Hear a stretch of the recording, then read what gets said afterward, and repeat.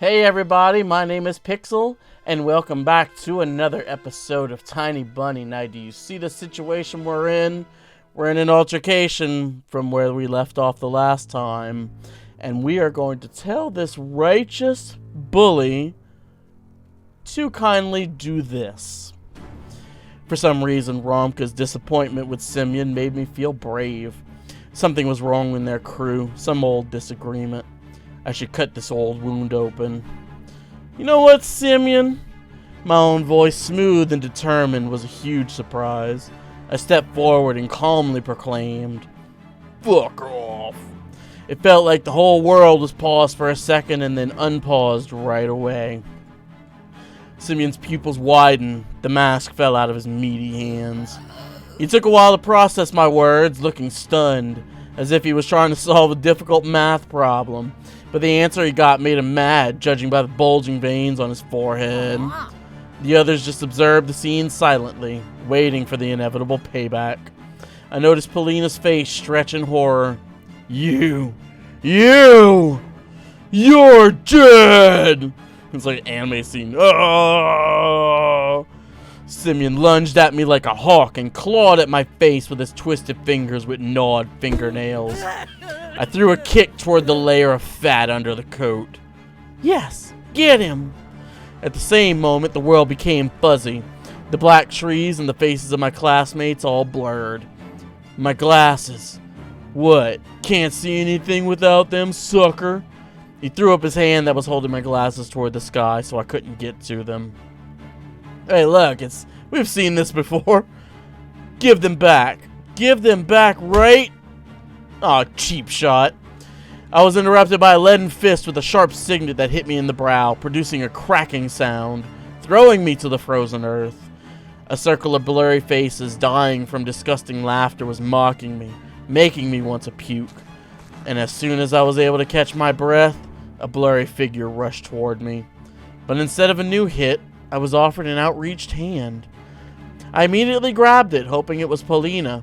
But I soon realized how wrong I was after I felt the sting of dry blisters in the palm. It was Romka. He helped me stand up. Can't see anything? For real? His voice sounded compassionate, which surprised me. I squinted, trying to find Paulina in the fog before my eyes. She was gathering my things and putting them back in my school bag. And what about your hearing? Huh? He leaned in close and asked with a voice that was way less friendly.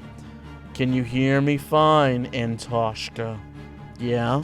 I blinked in bewilderment. Well, then listen closely. He brushed off my coat and then hit me in the jaw with all his might. My jaw clicked, and if my tongue was between my teeth at that moment, I would not only be blind, but I also talk worse than Biasha. I staggered. The world around me spun like a peg top again. Romka held me by the elbow, preventing me from falling over. Anton! Biasha locked her in his arms, preventing her from running to my side. Consider this a warning. If I ever see you anywhere near Paulina, even a meter close, I won't let it slide. Got it? Yeah. And this is to make it stick. His fist landed on my temple. The world turned upside down. God damn. No honor hitting dude without his glasses. It felt like I was falling into the sky, the color of decaying meat. I grabbed the roots to stop myself from tumbling more. My consciousness was drifting on top. Oh, let's go back. What did it say? My consciousness was drifting to the top, on top of the abyss, gliding to its depths like a deflated balloon. I tried to get up. A blurry silhouette that probably belonged to Paulina was fighting back. But the two others held her by the hands and dragged her away. We'll take you home. Don't be scared, eh? Yeah, who knows what kind of psychos roam this forest. And Tasha here should rest for a bit. Paulina! Romka's boot met with my face. This dude. My hand got twisted. The back of my head hit the ice. My eyes obediently rolled over. The darkness jumped out, took a stance, just to devour me. I turned around, dug my nose into the bed sheets, forced my eyes open with great difficulty. Paintings on the walls, books, a pile of comic magazines. I felt up my chin, afraid that it would respond with sharp pain. My fingers slid across my face to my temples. No bumps, no pain. I sat up, blinking in surprise, fixed my glasses, studied my hands, clean, without any mud under the nails. My school bag was reclined against the table. I heard bits and pieces of a conversation through the door. I was at home, in my bedroom. Did I get here myself? And what about the glasses? Did Simeon return them? Polina, maybe? Or an unknown friend? I decided to leave that question for later and looked out the window. The forest had many secrets, and it wasn't in any hurry to reveal them to me. The clock on the nightstand showed 10 a.m. The sun was already above the field, and it didn't bring any warmth. The thicket moaned from its cracking bones. Alright, was that all just a dream? Did I dream all of that? I went out into the hallway, and the conversation became clearer. Laughter. I haven't heard Mom laugh in so long. In a silent house, among the sneaking shadows. Such an ordinary, but dear laughter. I sneaked through the ladder to the lower floor, as if afraid to spoil that moment. And then I asked him, "Do you have any comics? I want to buy some for my bunny." And he goes, "Your rabbit reads comics?" Mom burst out laughing. Olya followed suit. "Well, yeah, tell him. My bunny is well trained." Gosh, you're the best. Did you doubt me? Not even for a second. Mom and Dad sitting in the tree. When I entered the kitchen, those are some creepy smiles. I do not like that. Can you go back to frowning? When I entered the kitchen, Mom was kissing Dad on the forehead, and he was gently stroking her shoulder. Olya sat between our parents, armed with a fork. A polka-dotted cooking pot emanated a pleasant aroma, even with the lid on. Here he is. Hey there, sleepyhead. Took after your father in that. The white canvas of a frosted window behind Mom's back made it look like she was on someone's painting. Come on, sit down. Take a load off your feet. Breakfast is the most important thing for any healthy person. I sat down, a charming smile on my lips. Olya winked at me, and the lamp on the table flickered in unison with her. You look so sleepy. Well, what can you do? He's our child. It's already too late to hand him over to an orphanage. Dad let out a dry laugh to show he was joking. Mom slapped him on the shoulder. I'm so hungry. Do you think they're the only person who's dripping saliva over here? Big bro, will you eat like this? How? I caught the sparkling gazes of my parents up on myself. If I had a camera at that moment, I would have taken a snap so I could always look at those smiles on a photograph. I wanted this beautiful moment to last forever. The light bulb went out and then came back. The window glass shuddered silently. Take the mask off, son. It'll get in the way of eating. I was wearing the bunny mask? What mask? A silly smile got stuck on my face. Ugh, the creepy smile. Dad showed me his sturdy white teeth that looked like piano keys. Come on, take it off, bunny. I slid my hand across my cheek, let out a laugh. What do you mean? The whole family was laughing now, pointing their fingers at me and slapping their knees in the tablecloth.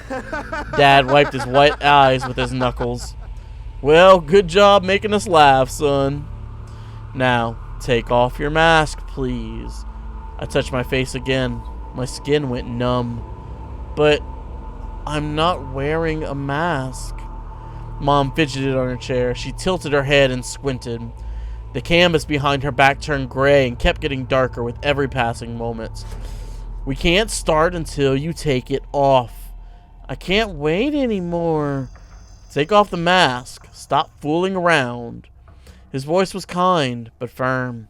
Mom, Tasha is scaring me. Chair legs scraped across the floorboards. Olya moved away from me. She wasn't smiling anymore. Actually, there wasn't a single smile left in the room, if you don't count the cracks in the walls. What have you done? You made your sister cry. But... Olya sobbed, her eyes downcast, sneaking fearful glances at me. Mom slammed her fist on the table and I almost fell to the floor along with the chair. What a disgrace of a son. We're all having fun, and then you came around and ruined everything.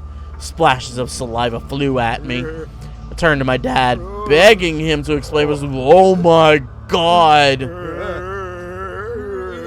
Sticky syrup trickled down Dad's beard, falling on his shirt. His eyes were looking in different directions. I don't think that's syrup, my dude. There was a loud sound in the attic. Oh my God. Water pipes grumbled. The house was alive. Every room had someone rustling, moving around, breathing in it. The light bulb started flickering like a stroboscope. The faces of my parents disappeared into the darkness, only to appear again moments later. Outside, a tall shadow walked past the window. I was about to jump up and run away, but my body wasn't listening to my commands. My hands just obediently stayed on the table. I was just an onlooker. Was I an actual bunny or something? The lights went out. I spent 3 heartbeats in complete darkness. Yo, uh-oh. Then the bulb flashed with a blinding light. Y'all are not looking so nice anymore. 3 masks were looking at me with their gaping eyes. Dude, I don't think those are masks. I don't think those were masks at all. A fox woman, where my mom was just a moment ago. A wolf man at the head of the table. And a bunny girl. My Olya. I couldn't even ask why they wore these strange, scary animal faces. And why the fur on them was moving. As if something writhing inside the mask, making the paper mache bulge. My tongue didn't listen to the commands my brain sent to it. I could only shift my gaze between the masks, watching the long, twisted shadows behind the backs of my family. Bon appetit! She tore off the lid from the pot. Oh my God! A cut-off head was lying in the bloody gravy! A pair of glazed eyes was drilling me from the inside the pot. Its mouth was open in a silent scream. The head at the bottom of the pot belonged to me. Blood ran down the agonized face of the cut-off head. At the same time, something hot started streaming from my nostrils, garlic drops falling on the tablecloth. Eat up! I screamed. Oh, crap. I jumped up. My jaw was burning, as were my temples. The kitchen, the beast and animal mask, and the dead head. Everything had disappeared. Everything but the goddamn mask that was haunting me. One of the delinquents put it on me for the laughs. I tore off the bunny face that had already stuck to my face, threw it into the darkness, and realized I woke near the crumbled snowman in the forest. Covered in snow and the coniferous needles, without my glasses and a smashed face, so I blacked out. Horrible. Pulsating pain seemed like a gift compared to the horrors I just witnessed. I stood up, spitting out blood. The forest seemed like a prison that was keeping me with its wooden bars. I don't know how long I was out. My limbs were numb from the cold. My pants were soaking wet. I stood alone in a ring of towering trunks, not being able to see anything. Everything around me moved, trembled. My ears went numb from all the rustling. The treetops melted into the darkness of the cosmos. The bushes had become empty cells whose occupants were suddenly set free. It felt like a clawed fang could fly out from the darkness into my stunned face at any moment. I heard a scream somewhere far away. Anton! Someone was looking for me, just like that boy who went missing. Tears stung my eyes. A big drop fell from my lashes. Anton! The scream was closer now, and for a moment I even believed that I was about to be saved. I'm here! Ah! The light hit my face. I covered it with my hand. Flashlight's ray slid down. Anton, there you are. Are you out of your mind? What's this all about? My dad walked out from the shadows. I went toward him, hoping that he won't melt, that he's not another trick that my insane mind played on me. He turned out to be real, warm, and alive. Cat got your tongue? I've met a girl from your class on the road. She said... Branches cracked in the distance. I pressed myself into my father's chest, engulfed by fear, and he started looking around, alerted, and spoke in a tone of voice that was much more nervous. Okay, let's get out of here. If your mother learns of this, she'll be so mad at us that we'll never forget this day. I reached out for my father, still feeling the chilling embrace of fear. I grabbed his firm hand and felt his quick pulse with my fingertips. Then stood up and wobbled along behind my father, following his barely discernible footprints. Back to civilization, back to light, back to the road where my dad parked his car. And not a word about this at home. Got it. Don't even hint at where I found you. Alright, Dad. But who's the running? Where's the running footsteps coming from? He was holding my hand as if it was the most precious thing in the world and kept telling me how afraid he is to lose me or Olya. I nodded and moved my legs. Only when we got to the car, Dad noticed my scratches. Somebody hurt you? I felt up my cheek. I got into a fight. Over what? A girl? Dad replied with a thoughtful nod. That's my boy. I heard the low hum of the engine. My dad wore a feel-for expression. It wasn't that sticky fear that paralyzed me in the nightmare, though. His fear was noble, like crystal clear diamond. He opened the glove box and got some napkins out of there. Fighting for the girl you like is right. Yes, normally you'd try to resolve things with words. It's just, sometimes words don't work. Dad flashed an encouraging smile at me. Right as he was about to close the glove box, I noticed a handle peeking from under a rug. He was carrying a gun around. My dad, a true intellectual, had a pistol with him, like an action movie hero. Or like an ordinary thug, some voice whispered to me. Pines were flying by the wind in the window. The car's light was struggling against the darkness. The car carried me back home. Dad was cautiously studying me in the back mirror. I was thinking about the gun, about my dreams, about people in animal masks that pretended to be my parents. The creepy animal people. And I had one too. Had my hands on my cheek, and I wasn't wearing a mask. I was an actual tiny bunny. Oh shoot, we missed that. Oh well. I wasn't expecting a text box to pop up at that moment. That was just bad timing. Look at what the cat dragged in. Mom was going down the stairs, piercing Dad with her trademark glare. Everybody's all blurry. I don't have my glasses. Her face showed something between wrath and condescension. Suddenly, her gaze shifted to me and stayed for a dangerously long time. Hey, what's this? Where are your glasses, Anton? Did you lose them? This dummy probably just forgot them at school. A venomous pause followed. He's your son, all right. Dad glared at Mom and then mischievously winked at me, reminding me of our deal. Well, we have spare glasses, so we'll manage somehow. My parents stood in silence a bit longer, and both of them went to mind their own business. And they go their separate ways. Olya threw herself into my arms before I could even take off my coat. I saw a fox. Surprise akin to a shotgun blast. I could only flap my lips in reply. Oh God. A cup shattered into many little pieces with a loud thang. My mom let it fall from her hands. Her face was pale, and her eyes were glued to the ground. This pause, just a split second, felt like an eternity. Then my mom spoke with disappointment. First it was an owl, now it's a fox. Will you ever get tired of this? But it's true. She was so fluffy. She stood on her back legs near the hedge, just like a person. The fox called my name, but then Mom came and she fled. There was no fox. Stop making things up. Don't go near her. If it was necessary, I was ready to shake my sister as if she was a doll made of cloth.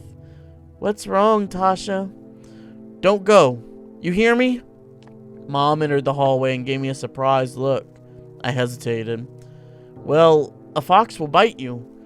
I remembered fairy tales where foxes used to kidnap children. I imagined Alyssa, liberated, carnivorous, running through the night forest with a dangling sack in her hands. It wasn't a real fox. Tell him, Oya. She stood on 2 legs and she wore a dress. And she was real. See? Mom showed us a tired smile, as if it was the only explanation needed. I also forced myself to smile. My smile was like a thin piece of soap right before it dissolves completely on your palm. But when I was left alone with my sister, I whispered, "If you see her again, run. Run, Oya. She's not your friend." Memories about my family and disgusting mass attack bombarded me like the underhanded blows of my classmates. The furry faces of my family stood before my eyes, their toothy mouths full of thick saliva. What's happening to me? What kind of tricks is my mind playing on me? This bunny mask was real. It just appeared in my school bag out of nowhere, as if I had never threw it away in the forest. I shut my eyes and threw the vitamins in my mouth, washed them down with water. Please stop driving me mad. Please. I barely managed to force myself to do homework, but these math problems just refused to be solved. Numbers in my notebook tumbled around and mixed in a whirling dance, sometimes running over the lines. My head became heavy from that pandemonium, and I almost dropped it onto that chain of numbers. My eyelids felt like there were tiny weights tied to them, and the type used in grocery stores. I just can't do it. Can't do it. Right at that moment, I surrendered and closed my notebook. The memories of my day started flashing before my eyes. I was in the middle of the stuffy school corridor. I could see the literature classroom from here. The faces of dead classical writers on their portraits. The prim and regal pose of our homeroom teacher, Lilia Pavlovna. And around that corner was her daughter, Katya, a snitch and a gossip, eagerly waiting for me. "Hey, transfer student, transfer student." "What do you want, Katya?" She got on her tiptoes and started swaying, while hiding her hands behind her back, and she asked me with a fake smile on her face, "Can I ask you something? Why did you get transferred here?" I might have told the truth about this to Polina, but Katya will sell it to on the market for 3 kopikas. It would be the same as printing all my thoughts and hanging them near Volva's picture for everyone to see. So I reverted to an answer I knew by heart. It's all because of my parents. Dad has a new job here, and my mom. But Katya didn't even listen to me. She just rushed toward the perked up ears of her friends, whispered something while stealing glances at me and giggling. "Yeah, right. He takes us all for fools. I've heard it's all because of his father. He crossed the road to some big shot, and now their family's hiding in our remote little village." "That's not true. You're lying." "And did you hear? Did you hear how Babberin beat him up? And all he could do was look all pathetic and take it." "Stop it. You know he wasn't alone. And if that wasn't enough, there are rumors that this weirdo carries a bunny mask with him wherever he goes. Who in their right mind would do something like that, huh, girls? I see. Our Antoshka must be truly special. Maybe he's an autist, but what if he's a serial killer?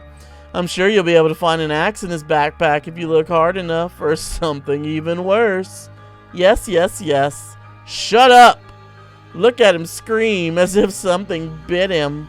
His pupils, look how wide they are. I hope he won't go insane and resort to violence again. I mean, there must be a reason his mom always feeds him those pills, right?" I just stood there in confusion, trying in vain to understand how she found out about my medicine. And what scared me even more was the possibility that her nonsense had some truth mixed in. "Yes, that's right. He's as insane as his little sister. Can you imagine that she says a human-sized owl visits her every night? Yes. But not a single healthy person has seen it. And this simpleton believes her. Can you imagine that?" And then I caught a single kind look from the smirking crowd. "How can it be, Anton? Are you really? Are you unwell?" Polina, please listen to me." "Yeah, right. Don't listen to this liar, Polinonchka. He's probably never even been to Moscow. This loser can't even stand up for himself. And he won't even be able to defend you if it comes down to it. He'll run away to protect his own skin. Weakling. Polina slouched as if someone kicked her in the stomach, and then burst out in tears and fell to the dirty floor, wailing and screaming. No, no! Why, Anton, why?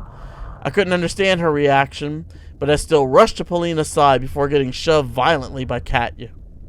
Get your paws off her, you monster! Rage was building up under the veil of my fear. It slowly rose from the cloudy mist. I felt my upper lip creep up, showing my teeth. The fact that your father beats your mother doesn't give you the right to do the same to girls. My fists became hammers. I couldn't unclench them. Nobody can speak about my family like that. I came to my senses where I already lunged at the angry Katya. He went nuts, nuts. Help, help. Petrov went completely insane. At that same moment, the crowd around her became louder. It started whistling and roaring and growing. The subtle silhouettes of my classmates became larger, wider. They shot upward toward the ceiling, turned into a giant black forest, chock full of tooth-each faces. I shrank to a tiny ball of fur and started shaking in fear before they might have ulcer-ridden trunks that belonged to either trees or humans. It was impossible to tell. So you finally shown your animal nature, coward! Katya's face was twisted with jubilation and ecstasy. Anton! Why? No! Why did you do this to me? Polina screamed while choking on her tears. He is just an animal, an outsider. Oh my god, my bunny face. Oh no! No! A scary flapping of wings came from the forest. A pair of giant white ears descended somewhere from above, and I dug myself into them. Anton, please, wake up. These dreams, man. I jumped up, almost falling out of bed. Apparently, I was thrashing around for hours on the sweat-soaked sheets. Olya's scream pulled me out, set me free from the tentacles of fear. Anton, please, wake up, wake up. It took me a while to focus on the silhouette near the window. Olya's voice was distant. My head was still ringing after the fight. Sounds got distorted, as if my ears were stuffed with cotton. My sister, as distressed as ever, just kept on repeating the same phrase. The owl, please, I'm scared.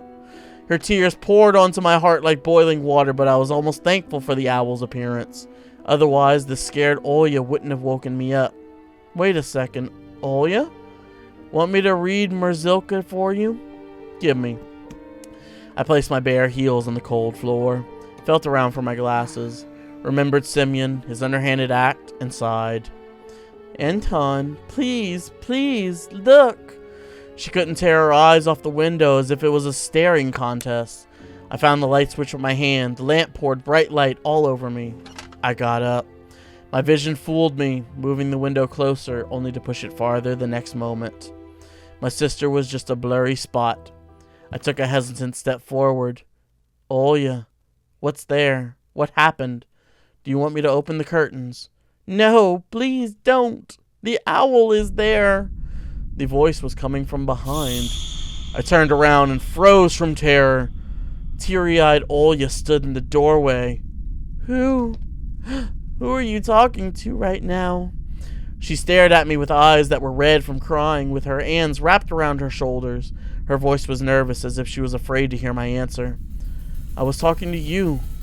To someone who pretended to be you. The ledge outside my windows creaked ominously, as if something huge was sitting on top of it. Uh-oh. And the thing that pretended to be Olya started spreading, changing shape, grow to scary heights under the light of a carnivorous moon. Anton, please, come closer, come here. The voice didn't belong to my sister anymore. The thing that was hiding behind my curtains got tired of pretending, making me look like a fool. I pinched myself as hard as I could, hoping that the silhouette near the window was just a continuation of my nightmare, a hallucination brought upon by the cursed house. And those don't bite, do they? The silhouette was towering before me under the veil of mist. I heard Olya's shrill scream when someone had knocked on the window. Knock, knock. It came to get us. Another knock. I stepped back into the middle of the room, as if there existed nooks where I could hide from this horror. Knock, knock. The sound was sharp, metallic. The lamp started shimmering and then suddenly lighted the whole room and went out.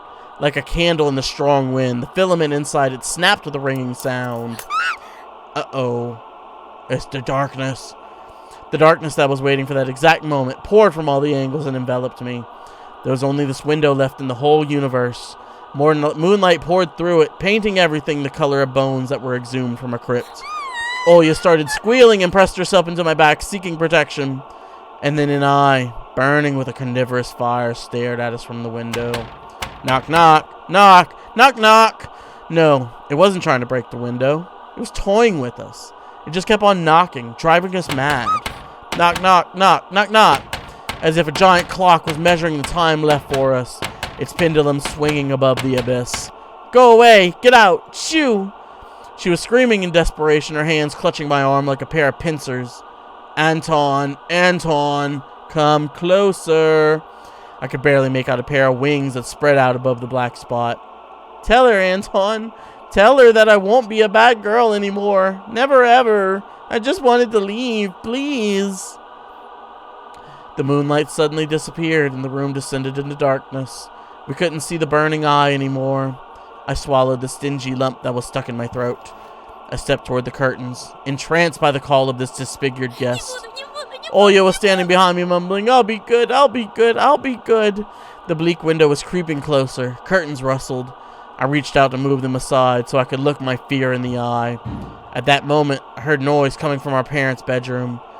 Without thinking, I pulled the curtain to the side in one swing. Nothing. Though there was something shining on the ledge, sit among the scattered feathers. My glasses. The ones that Simeon took from me. How did they get here? Was that a gift from the gurgling night? Did that owl really bring them here? I looked at the front yard, at the foreboding clearing, at the toothy forest. Not a soul, not a trace of our late night guest. Only the old lamppost, dreaming like a lone watchman among the snowy desert. The dry window frame creaked. I tore away the insulating tape and the stripes of glued newspapers. Opened the window with big trouble. Frost pinned me with its little needles. The paintings on my walls moved from the draft. I touched my glasses, sure they would melt in my hands. But they were real. My brain was scrambling for an explanation. Simeon and his gang just pulled a prank on me. That was it. That's it. A smooth white blanket was glittering under the street lamp just outside our yard. If anybody was to get close to the house to climb the pipe to the ledge of the window, they would surely leave footprints. But there were none. I cautiously took my glasses. My wrist was still intact. Nobody pulled me into the darkness, full of restless writhing. Why aren't you in bed? I swayed from surprise and almost fell out the window. Are you out of your mind? Did it feel hot in here? Do you want to catch a cold? The owl was here. Tasha chased it away. Go to your room immediately and get in your bed. And you. Mom paused, directing her seething eyes at me. She was thinking of a punishment equivalent to my crime. In the end, she just waved her hand, took Olya by the shoulder, and left, throwing gloomy words my way. We'll talk tomorrow. I managed to get the frame back in place with a couple of hits, pressed in the latches with all the strength my fingers could muster. The cold left the room, but the fear was still present. I placed my glasses on my nose and started studying my reflection in the window. It didn't look like a face, more like a death mask, just like the one worn by the boy from the notice board. That night, I was on the edge of joining him there. Gosh. A black and white face was staring at me through the clearing between the student heads. And it wasn't Vova. His face was right beside it. I recognized the fat cheeks, the damaged skin. Simeon. And that is where we're going to leave off for this episode. Man, the frights in this episode, they were rampant, and I loved it. Had me shivering a couple times, I will say that. But this is still fantastic, still going strong. I can't believe we're still on episode 2. This episode's actually going on quite a while. But anyways, thank you guys so much for watching. If you enjoyed what you saw, feel free to like the video. You want to see more of this? You want to follow along with this story? Subscribe to the channel, hit the bell. You'll get notified whenever the videos come up. You want to play this for yourself? Head to Steam. It's on there. Go check it out. Thank you guys again for watching. I'll see you in the next episode. Bye now.